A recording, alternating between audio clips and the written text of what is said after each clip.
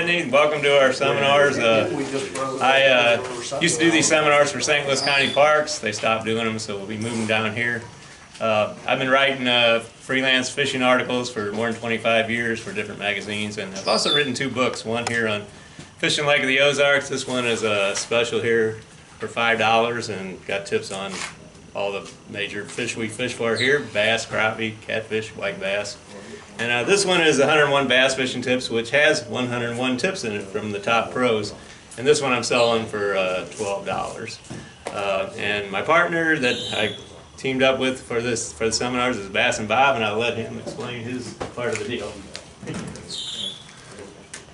I've read that book and it's awesome. This book here, I still refer to, even though it's, you know, I mean, what? How many years now? I think it was 2004. 2004.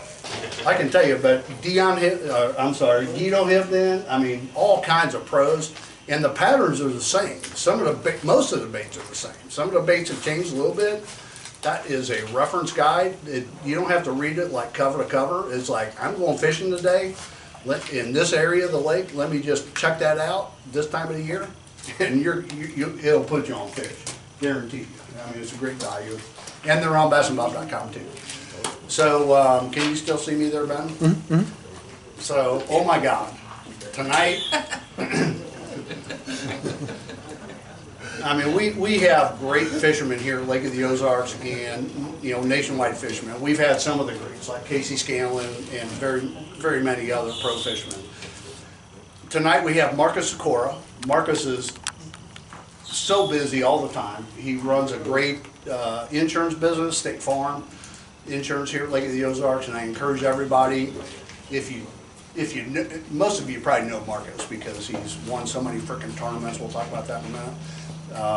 He's a great fisherman, probably at least currently the best fisherman on Lake of the Ozarks. I mean, there's been some greats over the years as well, so it's hard to kind of say who's 1, 2, 3, 4, or 5, but Marcus is in that conversation all the time. And what I always like to say, Marcus, is that, you know, you're an insurance agent, you know, and you're very successful at that, just like you are fishing. You know, business, you have to work hard at fishing as well as you do business. Sure. If any of you, everybody needs insurance, right? Whether it's your house, your car, your home, your business, your life insurance, whatever it might be. My gosh, there's really not a whole lot of difference in premiums, and Marcus will always save fishermen some money. But my God, you got an opportunity to talk to somebody about some real important things in life, and I guarantee you he'll give you 30 minutes of fishing information too. Sure. Or talk to you about fishing. I mean, it has to be equal though. It can't be all fishing in Little State Farm. No, it's kind of a no-brainer. I moved all my insurance to State Farm when I first moved here. It's benefited me greatly. Not only Marcus is great, he's taken care of everything immediately. Any issues I've ever had. Thank you. And he's become a really good friend. I appreciate that too, as well as to my son and many other Bass and Bob members. So give Marcus a call, man. I mean, it's easy. So anyway, so we have Marcus Sykora tonight, FLW All-American. He is tied right now nationally for the most FLW BFL wins around the country. I can't even count the number of tournament wins he's had on Lake of the Ozarks. I mean, it's way into hundreds and maybe close to 1,000. Who knows? But you know, but you know, there's a method to his madness. It's, you know, you got to work hard at it, right, Marcus? Absolutely. So we are going to do this a little differently tonight because we are very fortunate to have Marcus. People like my platform or, you know, whatever, around the country would love to have an hour worth of Marcus Sykora. It's just the way it is. So we're going to break this up. We're going to pick Marcus's brain for every season of the year. So we're going to start off with an intro. We're going to cut the video a couple times, so, you know, stay with us. We're going to do a little bit of an intro, let Marcus talk to us a little bit about what has made him successful. We're gonna then talk about summertime patterns and his top, two baits and go-to baits and what he's looking for in the summertime. Then we're gonna cut the video and we're gonna talk about his fall time, when it's fall, what he's looking for in the lake, what his top couple of baits are. We're gonna do the same for winter and spring. So we're gonna have a couple of breaks. We're gonna cut a couple of times because for bassandbob.com, as well as, helping out some of the sponsors and also giving everybody here and all the Bass and Bob members some great information from the great Marcus Sykora for throughout the year. We've already had many people talk about summertime patterns here, right? There's crankbaits, there's big, shaky head worms, all that kind of stuff. So we really don't want to be too redundant. We want to create content that's going to be lasting year-long with the great Marcus Sykora. So appreciate that, Bass and Bob members. Hang with us. It may be, first time we've done it this way, because, we got Marcus. First time we've done it this way, so kind of hang with us. Everybody here, appreciate everybody attending tonight. We appreciate that. And so, Marcus, we're going to go ahead and kick off. Thank you so much for being here. Yeah, happy to be here. Just came off of 2 days on the Arkansas River. Yeah. You've been out there working hard, fishing, doing what you do. If you don't mind, let's go ahead and kick off a little bit with what makes you successful. Well, what are the keys? I think, success is varied. People have different definitions of success. Every one of us has a different definition of success. My definition of success may exceed your definition, or your definition may exceed mine. So success is just a very, very broad term. I think, when I think about fishing, I think about a lot of different things. I think, I'm going to kind of relate it to like building a house, right? So when you talk about building a house, it doesn't really matter what kind of shingles you put on the house until the foundation is there. So when you start talking about foundation, I think there's a couple key things. I've always been very, very blessed from the standpoint of finding people who have an interest in my success. It doesn't matter if it's work, it doesn't matter if it's home, it doesn't matter if it's fishing. And there's people like a great friend of mine, John Drury, was president of the local bass club when I first started bass fishing. His son was one of my great friends growing up. So there was a natural attrition to kind of go through there and really kind of learn what that bass club model looked like. That draw tournament, exposure to big lakes and things like that.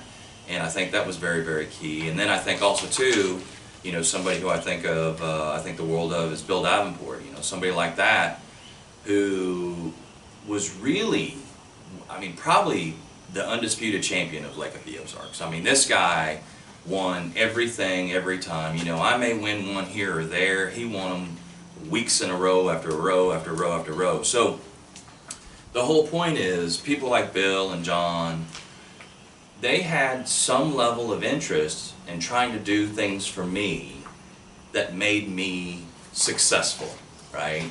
They coached me, they taught me, they mentored me, they showed me the way, and for that I'll forever be grateful. And then there's a long list of people like that. So think about people in your life that have made a difference in you.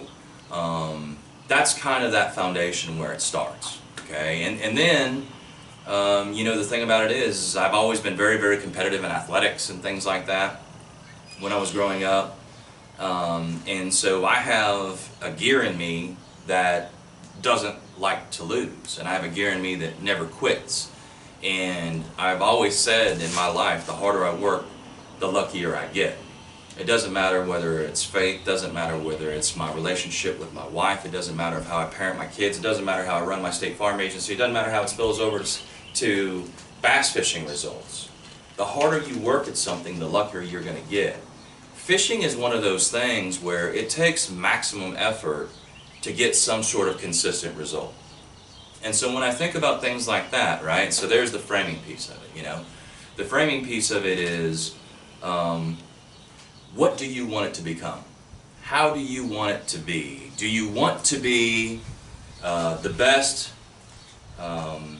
Monday through Friday recreational fisherman you can be? That's fantastic. There's nothing wrong with that. Do you want to be the best in your club? Do you want to be the best in the region, or do you want to be the best on the national level? And for me, that's always evolved. You know, I wanted to be the best club fisherman, and I wanted to be the best team fisherman, and then I wanted to be the best pro-am fisherman, and then I wanted to be the best, you know, in the area, and then I wanted to be the best in the region. And I don't know if I've checked any of those off the boxes, but that's just the natural attrition of how I went mentally through the whole entire progression of things. Tremendous support. I mean, you know, I'm very, very, very, very blessed that my wife is my high school sweetheart. I never went through or really had anything other than true support. And I've always had somebody in my life from day one who understood what this passion/disease looks like, right? I mean, we're passionate about it. Some people think it's a disease because it consumes us.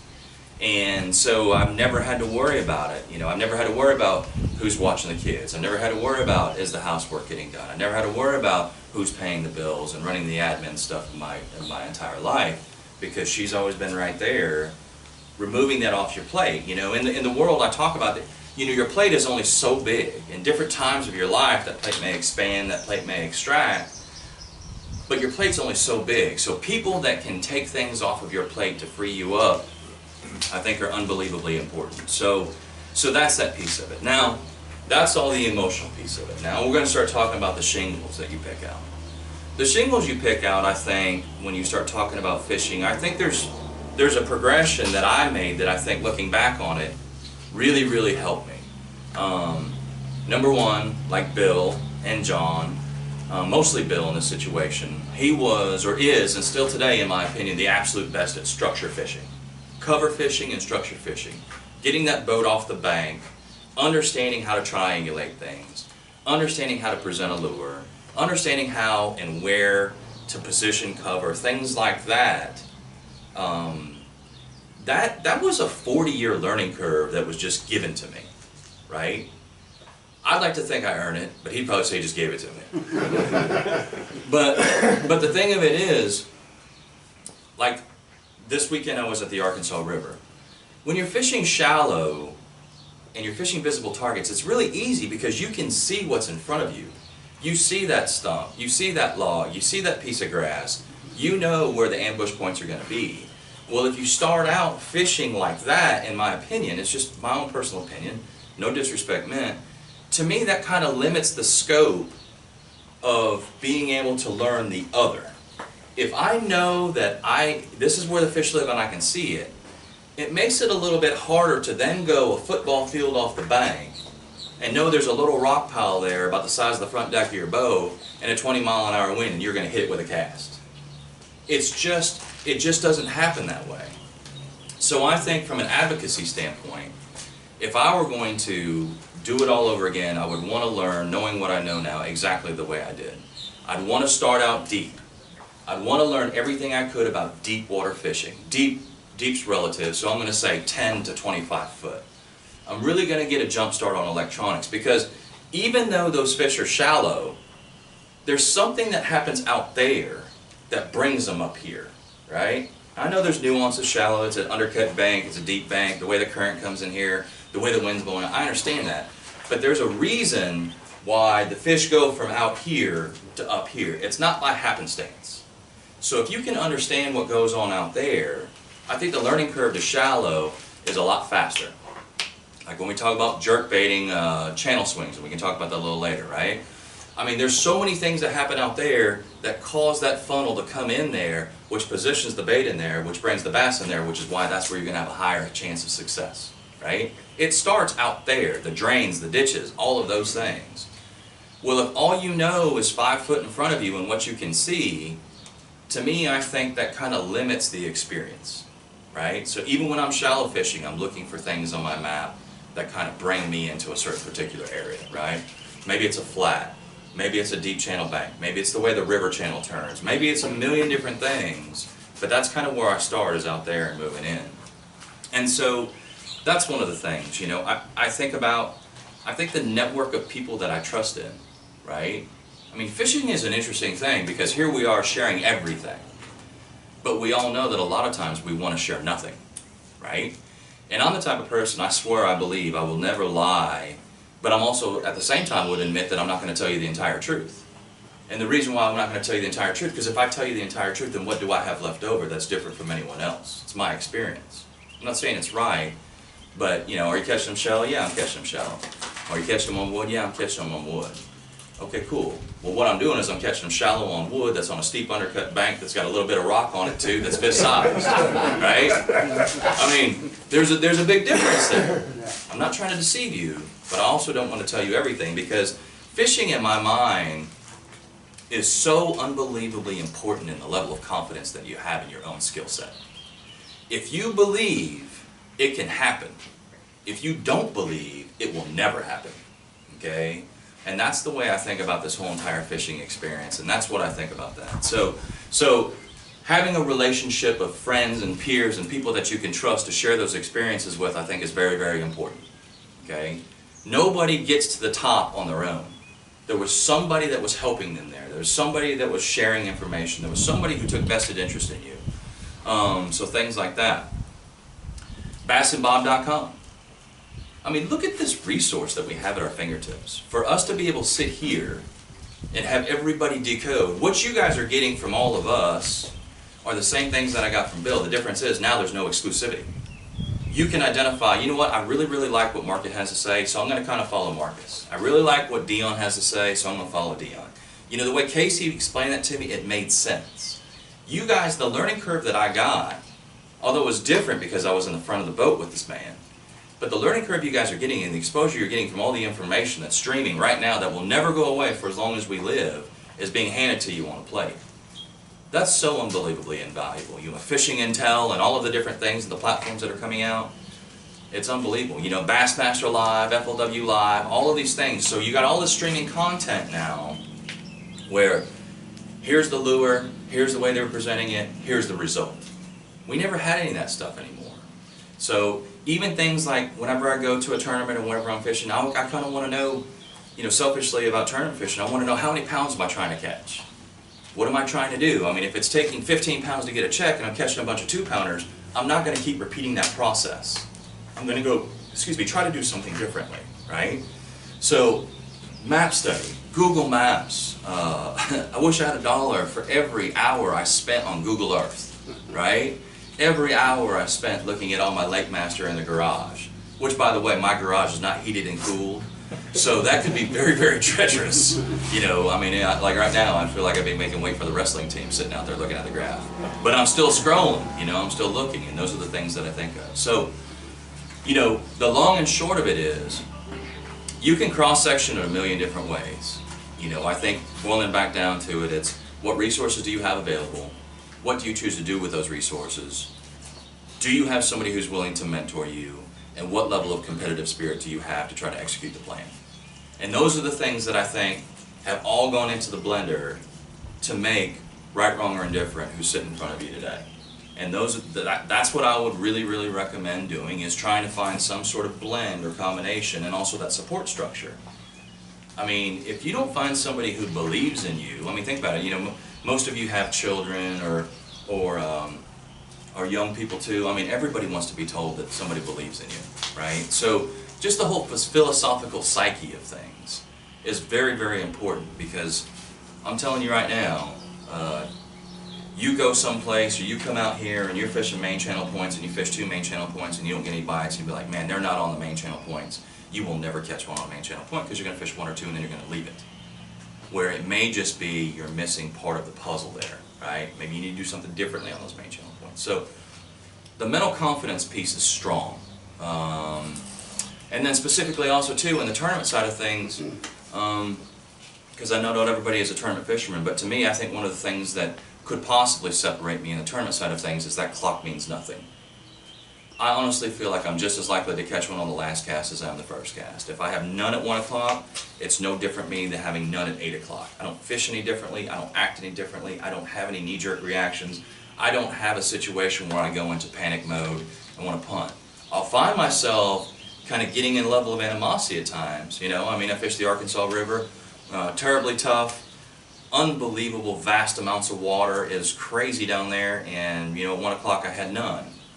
Well, if you're going to give up and you're going to panic, then the odds of you catching anything are even worse, right? You're gonna fish too fast, and so those are the things that I pay attention to. I pay attention to all the people around me. How fast are they fishing? Are they catching anything? If I see people moving fast and not catching anything, what I'm gonna do, I'm gonna slow down. If I see people and they're moving fast and they're catching things, guess what I'm gonna do? I'm gonna fish faster than them, right? I mean, those are the things, just mental perception and paying attention to things are things that I've really, really done. But every day when I wake up and I go out there with an open canvas. Sure, I have some preconceived conceptions. Sure, I have some ideas. Sure, I have some expectations. But if none of those things come true, then I don't panic. So all of those things are kind of what I do and how I believe what separates me, if you would say. Awesome, Marcus. So we have the great Marcus Sykora here. He's going to talk now a little bit about summertime patterns here on Lake Ozark. Oh, summertime. Summertime, summertime, summertime, summertime. It's hot. It's sticky. It's lots of boat traffic, but it's also, in my opinion, one of the most fantastic times to fish, especially a great fishery like Lake of the Ozarks or any of the fisheries we have around here. Summertime is unbelievable. I think when I think about summertime fishing, I think about two different things. I think about, number one, is there current, or number two, is there not? Because those two things right there are probably going to really delineate how I'm going to approach having success. If there's current, I don't care how much it is, I don't care how little of it is, the moral of the story is the fish want to be there. And think about it like this, if you did not have to get off your recliner to go cook dinner, to go do everything you can for meal prep, and then all of a sudden go sit at the dining room table and have the whole entire dining experience, if you could have everything just like that, whenever you want it, however you want it, would that be something that would be attractive to you? To me, the answer is yes. Well, guess what that current does? Those fish will sit in it, around it, near it, on it, and all of that food, all of the things that they're looking for, oxygen, food, cover, all of those things are totally exposed when it comes to the current. So let's talk about current for a little bit. In my opinion, on the current side of things, there's a couple of factors. Number one, how much current is there? If there's a massive amount of current, the interesting thing about it is, the higher the current, what I've noticed is, the more the fish want to be right in it. I mean right in it. They don't want to be kind of off to the side, they don't want to be in a break. It's kind of weird, and I know it's different everywhere, and I know there's different experiences everybody has. I have too in different fisheries. But like whenever, if you said, hey, I want you to go fishing tomorrow and there's a massive amount of current, what I'm going to be doing is I'm going to be looking at the points that are on the upstream side, and I'm going to be looking for them up there. Because that's the front row seat to everything. And a lot of these points, what I like to do is I like to look for points that kind of run out and then have some sort of sheer drop or ledge, is what I like. And the reason is, if this is the flat point and the current is running this way, the harder the current comes in, when it's hitting that point, it's not blowing it out. That water will actually create a buffer zone in there of no current. Okay? That water doesn't come in. Now, if it's sloped like this and it's hitting it, absolutely, it's getting ramped. But if it has some sort of vertical or sheer ledge to it, think about all of the current you've seen. That water will get in there and it'll actually boil in on the front side of it. And it doesn't actually create a lot of current. If there's 100,000 CFS, that might be a lot. That's a lot for this lake. 36,000 CFS is pretty standard. I want to find it right there on that ledge is what I want to look for. Because that's the dinner table coming in. If there's a little bit of current, I might look for pinch points. I might look for funnels. I might look for places where that current twists and it turns and it speeds up. You know, you got to remember, think of a river that you grew up fishing or things like that. You know, when you get into those big eddy, slow eddy pools, they kind of just go real slow. But then all of a sudden there'll be a turn in it or something like that. Whenever it turns, that current goes into the bank right there. And when it goes into the bank right there, what that does is that speeds it up, right? So all of a sudden you're taking a limited amount of current and now all of a sudden you're just accelerating it through there. And that, in my opinion, obviously helps with some of the current. Sometimes they don't want to be there. That's not always true. Sometimes they want to be right outside of it, or sometimes they want to be in what I call a seam, okay? And a seam, in my opinion, and I know this is probably going to be out there and you're going to be like, what's going on with this guy right now? But a seam can be created in lots of different ways. What I like to look for is I like to look for high spots, okay? So if I got a high spot, what's going on? If this is my high spot and the current is flowing this way, what's going to happen is it's going to hit that high spot, it's going to come over that high spot. Well, what may happen is there may be a piece of it that sticks out, because not everything is perfectly ice cream cone shaped, right? So what will happen is there will be an oblong feature of that, that sticks out, and what happens is, that's where the current break is, so they can sit right in the middle of all of it, but still be in some sort of slack water position. I know that's out there, and I know that's limited, but you will find there are places that I have waypoints right now, whenever they blast current, that is the same boat position every single year. There's nothing else that changes except for what happens is that current, whenever it goes ramping through there, there's a piece of that bluff maybe that comes out there, or that ledge that comes out there, and it's got a jagged break in it.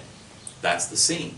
So if I'm going to reel my crankbait over it, if I'm going to reel my swim bait over it, if I'm going to throw a jig over it, I'm going to focus on that seam. So that goes down to the old broad generalization of saying of the spot on the spot. It's not the spot on the spot. It's the spot on the spot that's created, right? It's something that's created there. And maybe it's the wind that does it, maybe it's the current that does it, maybe it's something else that happens there. But it's not just the spot on the spot, because all of us have experiences where we could go to different places, where we go year after year after year, and they get right here. Why do they get right here? It's because it's the spot on the spot. Fish that are being spawned right now and 3 years from now will end up there. How do they know that? It's because the way the current and everything positions and everything, the way the bait comes through, all of those different things happen. That's the spot on the spot. So those are some of the things I look for my electronics. Personally, right now, I run Humminbird electronics. All of them are great electronics, but the thing that I think has a clear separation with Humminbird electronics is the lake view mapping. So those are the things that I'm looking at, and I'm just like, that mapping system is without a doubt the absolute best mapping system. I mean, they scan it, they shoot it themselves. I got contours, Lake Master, I'm sorry, they got contours and things like that in there that when I first got it, I was learning things about places that I thought I knew. Like I was like, that shows that that happens over there. I didn't know that happens over there, and sure enough I go over there scanning over there and it would happen. So, in my opinion, once again, to learn how to fish offshore, you got to be able to read the electronics, you got to read the mapping. I'm not talking about being able to see fish in side imaging. I'm not talking about being able to understand what's a carp, what's a bass, what's a catfish in down imaging. That's a whole other level of conversation.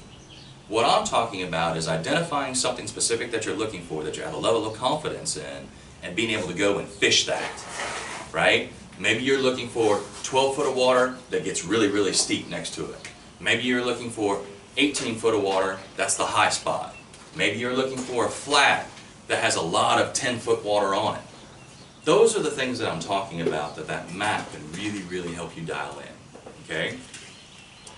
That's the current piece. The non-current related piece of it, in my opinion, what happens is the lake will build what's called a thermocline. We've all jumped in the lake in the summertime and we've all had fun, and what happens is, or think about an old farm pond, that's what I always think of an old farm pond. Old farm ponds we used to swim in, like the first 10 foot were like boiling hot water. And then if you were good enough, that on your pencil dive in, that your feet could actually touch a little bit further, all of a sudden the water would get ice cold. That's the thermocline I'm talking about. That's the piece where all of a sudden, where those two waters blend, where oxygen, nutrients, all of the different bait, everything that happens, that's where it goes. So back in the day, in night fishing tournaments, we sink a ton of cover on this lake, right? I mean, I think that goes back to the harder you work, the luckier you get. Create your own habitat. Experiment with your own habitat. That's how you're going to identify your own success rates. But back in the day, we used to do a ton of night fishing. I'm not tough enough to do a lot of night fishing right now because it takes me like Wednesday before I feel normal again. But back in the day, when we used to fish a lot of night tournaments, you would know when that thermocline set up. That thermocline may set up in 10 foot, may set up in 15 foot, may set up in 18 foot. The good news is we had brush in all of those different variations. So if that thermocline was 15 foot, guess what we did all night? We fished 15 foot brush. It wasn't that they just wanted to be in 15 foot. It was, that's where the thermocline is. That's where the most nutrients are. That's where the bait sets up. That's where the oxygen is the best. That's where the water temperature is where they want it to be. It's not by accident and it's not by chance, right? So those are the things that we set up. So whenever there's no moving water, there's two things I look for. I look for a thermocline and how deep it is. So if it's 18 foot, you can actually shade your electronics to show all the 18 foot water so you can see where there's offsets, jags, points, whatever, runouts, high spots, any of that stuff.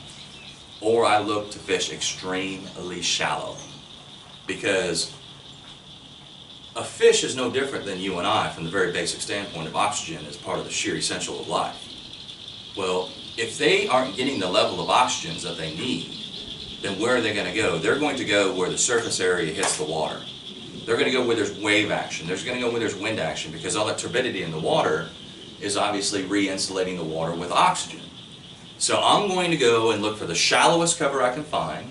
So that's why, like in the summertime, like, you know, in Muskogee, Arkansas, the water temp was like almost 90 degrees. I mean, it's a massive body of water that's 3 foot deep. Like 5 foot is like massively deep out there. But it's like, it's a massive body of water 3 foot deep. But guess where the fish wanted to be? Everyone you caught, which unfortunately for me was not very many, but everyone you caught, you would think that they were laying in there sideways. It was so shallow. You're like, how can a fish from belly to back that I caught that was 5 inches be in 3 inches of water? It's amazing. But they figure out a way. Maybe it's an undercut bank. Maybe there's a little depression in the bottom there that you can't see. But that's where they go. And so that's kind of what I look for in the summertime. Okay. Now, as far as lures, equipment, you know, obviously here we got, this is, I am a massive, massive proponent of big crankbaits. I think if there was one summertime lure that I could have that I will not let you take away from me, it's going to be a big crankbait. I can cover water with it. I can create variations in the speed. I can change depth zones. I can apply this big crankbait. This is a C25 from 6 Cents. This is blue truce in color. It's probably one of only 2 colors I throw. Find your personal favorite. This happens to be one of mine. But that big crankbait has got big beefy hooks. It's got a big bill, and it's got a really, really tight wobble. Okay? To me, when your fishing structure, when you're fishing cover, when you're doing things like that in the summertime, especially on high pressure scenarios, personal preference, I like a tight wobble. A really, really tight wobble. To me, a tight wobble is almost more finessey. So here I got a monster profile with a big loud rattle in it, but it's got a real tight wiggle to it. And so this right here is the big deal. This Lew's, so Lew's has a lot of different cranking rods, and where I see a lot of people, I think, get frustrating with big cranking is the crankbait is outworking them. They get tired of reeling in this crankbait. Well, if your rod is like a spaghetti noodle, okay, so more of like what I would call a medium or a moderate action, something like that, you're not going to have the same level of sensitivity, and now you're actually fighting your rod. You know, this rod right here, I mean, I'm going to say probably the last maybe 12 to 18 inches is what I would call tip. Other than that, I'm going to say that it's pretty stout. I mean, there's a lot of people that I fish with that their worm and jig rod doesn't have this level, right? So, and that's a whole other conversation we can get into in a minute. But these big crankbaits, you can't go into successful big crankbait fishing without having the right equipment, because what will happen is you'll have a terrible experience, because it's so much work, and it's so strenuous, and it's so aggravating. And the other thing is, when you get too slow of a tip, so this tip right here is a very fast tip, to me, you lose a lot of sensitivity. I want to know every single instance, every single second where that crankbait is. I want to know if it's on a rock. I want to be able to tell if it's coming up on a brush pile. I want to be able to know, did it just leave the ledge? I want to know if the fish are just kind of loading on it a little bit, or if they absolutely tackle. I want to know where that crankbait is. The more bend you have up here, in my opinion, the more flex you have giving that to the crankbait. So if you're flexing that giving to the crankbait, then you can't feel the bottom. So that's kind of what I'm talking about from the overall cranking side of things. I mean, this is sheer battle. I mean, you can't bend this sucker. It's so heavy. So if you're going to play the big crankbait game, and I know big crankbait's not for everybody, but for me, it's an enormous staple to me. Okay, is this big crankbait. The other thing I'm going to throw is I'm going to throw big worms. So in the summertime, I'm going to throw these 2 worms right here are my absolute favorites. So I got a 6 Cents, their Mag Finesse worm, and then I got the Zoom Mag Finesse worm. Okay, Both of them are very, very good. They're a little bit different. I'm going to show them to you side by side. So on this Mag Finesse worm right here from Zoom, it's got a straight back, it's got a little bulbous tail on it, it's got some ribs on it, where this one right here is a little bit different. It's kind of bigger, more egg sac, more kind of in the middle, it gets a little bit narrow and has even more of a bulbous tail, and it's ribbed is what it is. So either one of these worms are probably, if I'm going to throw something on the bottom, I'm going to throw one of these two worms right here, and 6 cents has a Mag Shaky Head Jig Head. That's the one I'm going to throw in. I'm going to throw it on a 5/8 ounce, 5-ounce series. I'm going to start looking for that 15 to 25 foot range in the summertime, and that's what I'm going to throw on the bottom is this. So I got a 1-2 punch. I can throw that crankbait in there, and then I can throw this worm in there. The other thing I'm going to throw in the summertime is I'm going to throw this swim bait right here, but I'm going to show you this head first. So these are 6 cents heads. This is a 1 ounce head. This is probably just like a 3/8 or maybe a half. But what makes this head special, like on these big heads, like this is a 1 ouncer. I can remember back in the day I was like, man, I'd never throw a 1 ouncer. That seems so unbelievably heavy. Once again, big swim bait rod, big line, get the right equipment, makes a world of difference. This 1 ouncer right here, there's times I wish it weighed 2. Right? So it's like, man, look at that thing. I would never throw that. And then all of a sudden I start throwing it like, well, I want this thing to get to the bottom. They're in 25 foot. It's taking me too long to get to the bottom. I wish it weighed 2 ounces. The faster I get it in there, the more I'm going to catch. But what makes this swim bait special is a couple things. Number one, the hook. I mean, you can see on a 1 ounce swim bait jig head, it's got a real long shank, it's got a big hook on it. It's got details in the eyes. I love details in the eyes for some reason. That's my confidence. May not matter to the fish, but if I'm more confident in it, I'm going to catch more fish in it, right? But it's got the screw lock keeper at the top of it. That's very, very important because when you thread that bait on there, it's going to hold that bait up. It's going to hold that bait up and you're going to get multiple catches off the same swim bait because swim baits are not cheap. So those are the things that you're going to do. You know, if I take a Zoom swimmer, or I got also these 6 cents Divine baits, this is a smaller bait, so this is what I would probably throw on a smaller one. This bait right here, it's got a lot tighter wiggle than the swimmer itself. That swimmer, the whole entire thing wiggles. This bait right here, that tail just runs super tight. And I'm telling you, there's times that they prefer something different. So maybe I might throw one in there, catch 1 or 2, throw it in there 2 more times, maybe not get a bite. Then I'm going to grab the other bait, I'm going to throw it in there, and then, oh, there's one, oh, there's one. So the fish are still there, they just want to see something presented in a different way. Okay? So really from the summertime, I'm going to spend my time probably, oh, the other thing too, so that's current related. And then non-current related, I'm going to throw the old man's jig, right? It's a Chomper's brush jig, 5/8 ounce brush jig is what I'm going to throw. And it is, without a doubt, in my opinion, the best weedless jig and the best hookup ratio from a jig standpoint. You know, when people look at this, they're like, well, it's got a small hook and it's kind of thin wire. Let me tell you something. Small hook, you know what that means? It means you're getting stuck less. You know what else a small hook means? It means it doesn't tear a big hole in its mouth. So when that fish comes up and jumps, guess what you got? You still got the fish. So that's a big deal. So that's important right there, you know. Your favorite trailer, kind of whatever, you know what I'm saying? It doesn't really matter.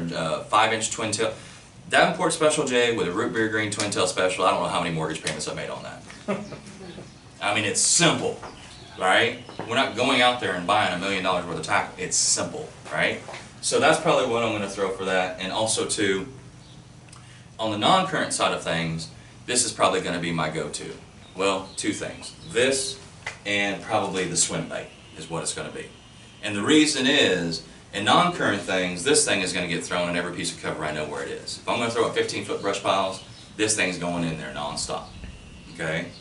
The swim bait side of things, the reason why I bring it up, either this swimmer or this Divine swim bait here, the reason I'm going to do that is because when they shut the current off, the fish have a natural tendency to suspend.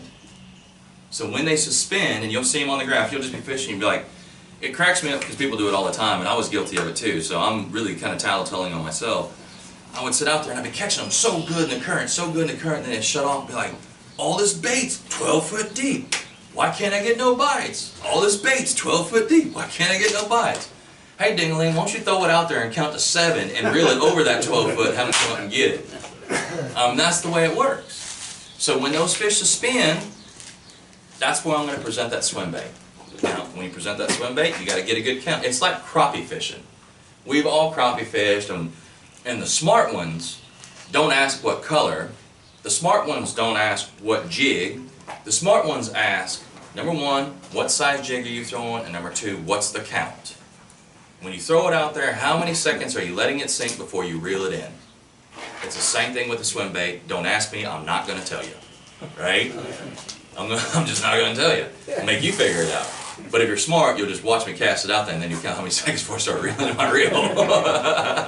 But that's kind of what I do, and that, in my opinion, are my go-to baits for summertime. Any questions for Marcus for summertime fishing? Yes, sir. The thermocline, Yeah. when you lose the current, how long does it take for the thermocline to set up? It's a great question, and it varies. I don't have a good answer for you, and I'm sure there's a technical answer, but what I've seen it vary on is I've seen it vary on how much water do you have, right? So you take the gravoy arm, and there's massive amounts of deep water. It's going to take a long time, and it's clearer. It's going to take a longer time for that temperature stratosphere to just kind of level out. You go up there up the end of the Niagara, it's not going to take any much longer because it's very, very shallow, and there's a lot of different water in there. So I don't have the answer to that, but I can tell you, you can dial up the sensitivity on your 2D sonar, especially early in the mornings for some reason. It's weird, like before takeoff or whatever. I'll dial up that sensitivity on 2D sonar, and you'll actually see that band, or while you're fishing, pay attention to all of the fish. 90% of the fish that you will see on that graph will be within 5 foot of all of them. And that's how you know. Any questions for Marcus for summertime fishing? What's the ratio on your reel that you're using? So that's not my reel. The handle's on the wrong side of that. That's Rob's. What's the ratio? 5.2. 5.2 to 1. I want that. I mean, it's like putting it in first gear. Right. Right? I want that reel to be I want that reel to reel that bait in versus me reeling that reel and the bait in. Right? The horsepower, the lower the gear ratio you go, the more horsepower you have. Then what's the length of rod you're throwing? This is a 711. No, you use. This is the same rod. Yeah. It's not my reel. 711. So 8 footer. Yeah. And I could cast this thing. I mean, I could cast this thing on a legit 70 yards. I mean, you know, lots of line on there, and like a big crankbait like that, I'll throw it on 17 to 20 pound test line. It is not a finesse application. It's just straight power. Right. You can get that rod from Fitz's too as well. Yeah, Fitz has it. Yeah. 14. It's called a Magnum Magnum Crankbait 3. There's a Magnum Crankbait 1, 2, and 3. So for the 2s is where I would throw so this is a C25, so 25 means typically the depth range that it'll run to. Maybe the 15s and the 20s, I have some over here. Let me just show you here. So here's a 15 and a 20. And all it is just a profile difference, right? It's just a build difference. So you can see them all side by side. So the one in my left hand is a 15, or the one on the bottom is a 15, the one on the top is a 20. See the profile difference? Look at the build difference. Yeah. Right? Yeah. So a big difference in the builds and things like that. So you can kind of see what you're dealing with. So if I'm going to really be focusing on that 15-foot range, I'm going with the C15. I'm going to focus on that 20-foot range, I'm going with 20. That 25 is my play for like 18 to 27. And I will throw this sucker out there as far as I can. Excuse me, and I will get down on my knees and I will David Fritz this thing as hard as I can until it hits the bottom. Right? Because if you'll notice, it's noticeable on this bill. It's got kind of a see that little slope into it? Yeah. What that's going to do, if you can kind of see that little upslope into that bill, what that's going to do is that's going to get that bait vertical. And what happens when it gets that bait vertical, it does two things. Number one, it gets to the bottom quicker than normal. Right. And number two, it keeps the hooks out of the bottom. You'd be surprised how weedless these things are. They're unbelievably weedless. So, but when you're dropping down Mm-hmm. to that size, are you changing rod? Yes, And yes. you're changing line size? Yes. So great question, Dana. So line size can make a big difference in crankbaits. So like let's say for instance, if I'm cranking I'm cranking 15-foot brush piles, I might grab this C20 because it's a bigger profile, right? But what I may do is I may throw it on 20-pound test line. So what I do is now I've got a bigger profile crankbait, right? Going into that 15-foot range, right? So typically when I'm cranking the 10, the 15, or the 20, I'm probably playing with 15, 17, and 20-pound test lines. But I'm going to use that line to justify everything. But you typically on that 25, I typically throw it on 20-pound test line, and I'll throw it out there, and I'll crank it as hard as I can until it hits the bottom. And then what I'll do is I'll pulse that rod a time or two, you know what I'm saying? I mean, I want that bait to kind of just do its thing, you know what I'm saying? I just don't want it just tracking straight down to me. So I'm gonna mess with that reel, I'm gonna pump the rod, I'm gonna jerk the rod, and I'm gonna do all kinds of different things. But when you step down on those baits there, Yep. then you're changing rod too. So this is a Mag 3. So on the Mag 3, I throw the 25 and I throw the 20, right? So what you're getting at is a great thing. I'm going to finish the thought here in a second. The reason why I have hundreds of fishing rods in my boat or in my garage is the same reason when you go to the dentist and you have your teeth cleaned, they got a tray with 15 different instruments. Every instrument has a specific use. It's not a one-size-fits-all, and I see a lot of people, I've got a cranking rod. Well, okay, so you take this Mag 3, as awesome as this rod is, and then you try to throw like the C10 on it, you're not going to have a positive experience because this rod is built for horsepower, it's built for torque, it's built for all those different things. This isn't going to give you the horsepower and torque that this rod's looking for. So yes, so what I'm going to do is I'm going to go down to either a 2 or even a 1. But typically I like my rods a lot heavier than most because that's where I'm getting that fast tip. So only ones I throw is I throw the 2 and I throw the 3. And when I throw the 2, I'm throwing the 10, the 15 on it. And the 3, I'm throwing the 20 and the 25 on Okay, it. so as you're going down, do you change the ratio on the No. reel? No, typically not. So you stay with that same ratio Yep. for all those baits? Yep. Okay. Yep, absolutely. But, and you also got to remember, when I go down in baits, like if I went down to like a 10 or a 15, I'm probably going to be throwing them around cover, right? So you can go down, if you don't have a bunch of 5.2 reels, and you don't want to go buy a bunch of 5.2 reels, you know what you do? You just don't fill your spool up with as much line, you fill it up halfway. Right. Now all of a sudden the turns per revolution, it has a smaller circumference, so the line's not coming over that much of a distance, right? Yeah. So a lot of people are like, well, I don't have a 5.2. You know, well, take your reel and only fill it up halfway. Now you do. All right. You know what I'm saying? I got you. So those are the things that I think of. But that's a great question. Any other questions for Marcus on summertime? You don't throw any spoons? I do. I throw a lot of flutter spoons. I mean, I throw everything in the summertime, but that's not my first play. That's not my first play. I think spoons are great big fish baits. They're phenomenal big fish baits. But there's a couple things I don't like about them. Number 1, they get stuck. Number 2, they cost a lot of money. Throw them on the bank. And number three, they typically tongue hook them. So Kill a lot of fish. yeah, I mean, you know, you can. I mean, it's got its place, it's got its time, but it's just one of those things that's probably not the first 3 rods I'm going to grab. If I go out there and all of a sudden I see a bunch of them suspended underneath the boat, will I drop a spoon on them? Absolutely. But am I just going to go flutter spoon in a bunch of points? Not unless there's a bunch of current and I know there's a ball of them out there. But that spoon to me is more of a single big fish bait than it is I want to go throw this all day and see how many I can catch. Yes, sir. Throwing fluorocarbon or monofilament? Fluorocarbon.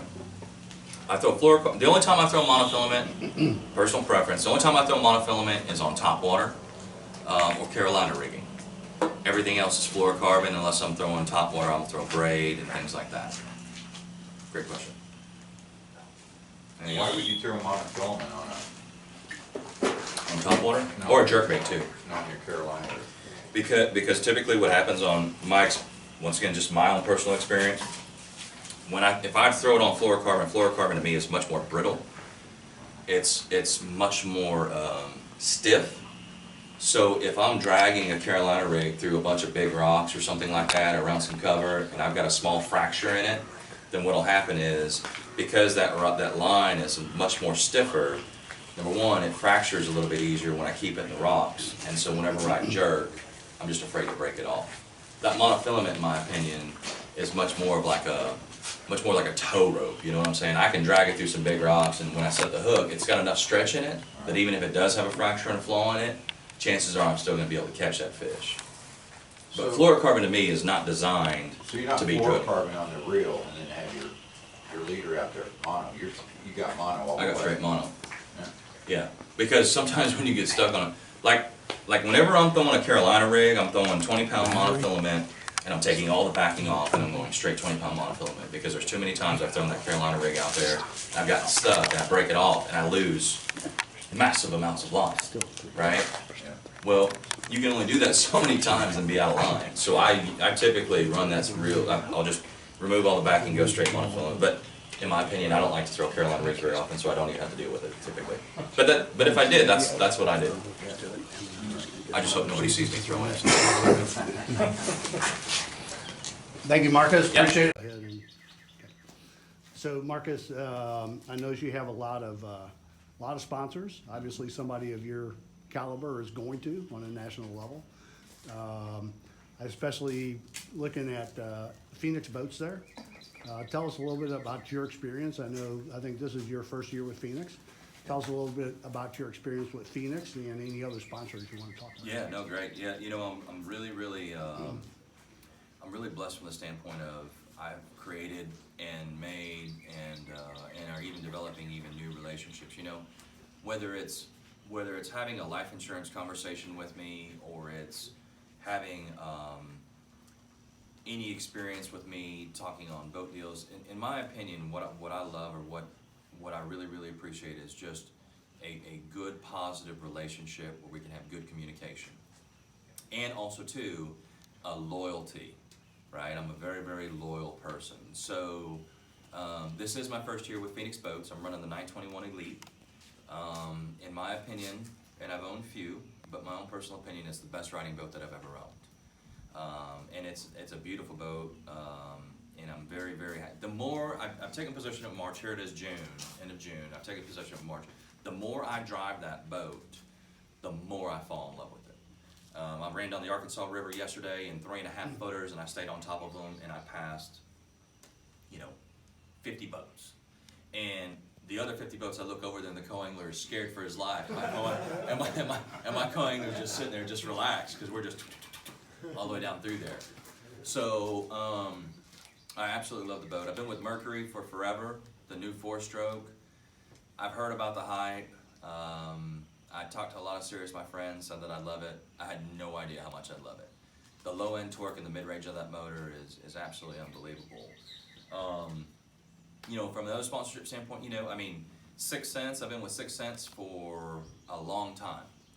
And the thing, You actually helped design some of their baits. I have helped design some of their baits, some of their colors and things like that. And Casey Sobsack's the owner. He's a fantastic human being. And what's interesting about Casey is, whenever you get a manufacturer, lure manufacturer, we can all think of an experience where I wish they still made.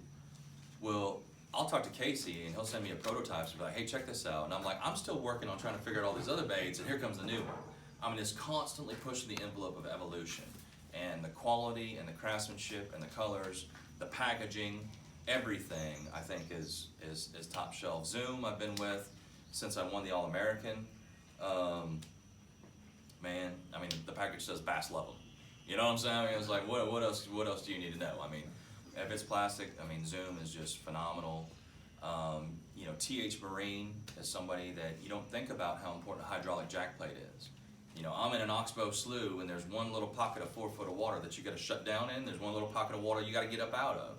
Having a hydraulic plate, or even on Lake of the Ozarks. If you guys aren't running hydraulic plates on Lake of the Ozarks, you haven't really understood how your boat maneuvers in rough water. That hydraulic jack plate will make a world of difference in the ride that you have on your boat. I can go on and on. Chompers have been, ever since day one. These are all the people that when I talk about, there was somebody that believed in me. These are all the people that did that. Luz and Humminbird, Minn Kota. It's easy to have a conversation. People always talk about, well, how do you go and obtain these sponsors? How do you get these sponsors? And I think without a doubt, number one, it's got to be genuine, and it's got to be about their agenda. You know, the secret to life is to find out what your boss doesn't like to do and do it well. I mean, you'll shoot up the ladder of success faster than anybody. It's no different in the fishing industry. If you call them and say, hey, what about me? Or look at me, or I'm this guy, or wow, look at this. They're not interested in that. They're in the business of trying to promote and move their products.